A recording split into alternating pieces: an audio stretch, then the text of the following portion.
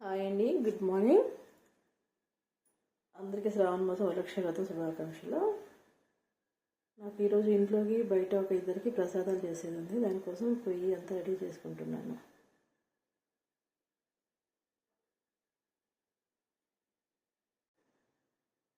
ఇవి మా ఇంట్లో పూజకి ఏర్పాట్లు, పండ్లు, కొబ్బరికాయ, తాంబూల సామాను అన్నీ.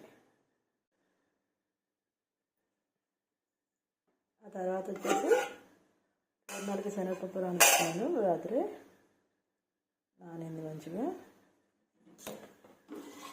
ఇది వచ్చేసి గారెలకి మినపప్పు. ఇది వచ్చేసి పూర్ణాలకి బియ్యము మినపప్పు కలిపి నానబెట్టాను.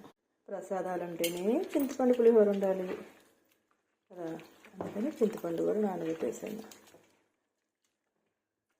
ఇది రసం తీసి ఉడకబెట్టాలి.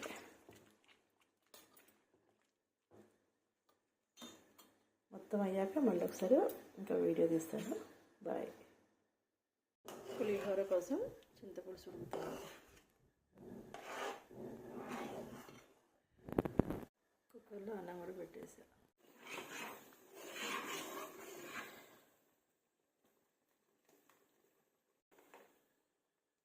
చింతపులుసు మంచిగా ఉడికిపోయాలి. పూర్ణాలకి బియ్య పిండి మినపిండి పట్టుకున్నాను.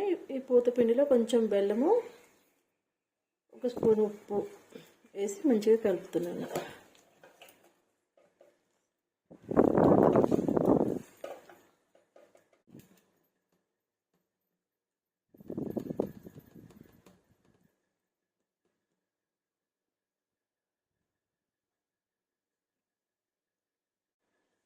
ఇప్పుడు ఇలా కలుపుకున్న పిండి మీద మూత పెట్టేసి ఒక పావు గంట లేదా అరగంట పక్క పెట్టేసుకుందాం.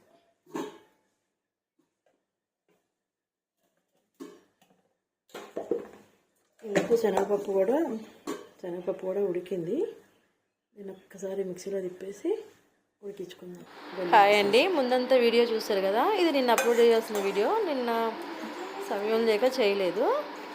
అది జీడిపప్పు వేయించేది ఎందుకంటే సేమియాలో వేయటానికి. తర్వాత ఉదయం వేయటానికి అయిపోయినాయి. మళ్ళీ బిహెచ్ఎల్ దగ్గర ఒక ఆర్డర్ కోసం అనేసి మళ్ళీ ఫ్రెష్గా వాటర్ పోసేసి పూర్ణాలు ఉండలు చేసి పూర్ణాలు వడలు చేశాను. వడలు వీడియోస్ తీయటం కుదరలేదు. అలాగే మా కమ్యూనిటీలో ఇంకా వేరే పూర్ణాలు, ఒకరికి పూర్ణాలు, పులిహోర, సేమియా ఇవన్నీ ఉదయాన్నే చేసి ఇచ్చడం జరిగింది. ఇంకా 2 పూర్ణాల ఆర్డర్స్ కూడా మా కమ్యూనిటీలో నుండి వచ్చాయి. బయట బిహెచ్ఎల్ కూడా ఇచ్చామన్నమాట. నన్ను ఆదరిస్తున్న అందరికీ చాలా ధన్యవాదాలండి. Thank you.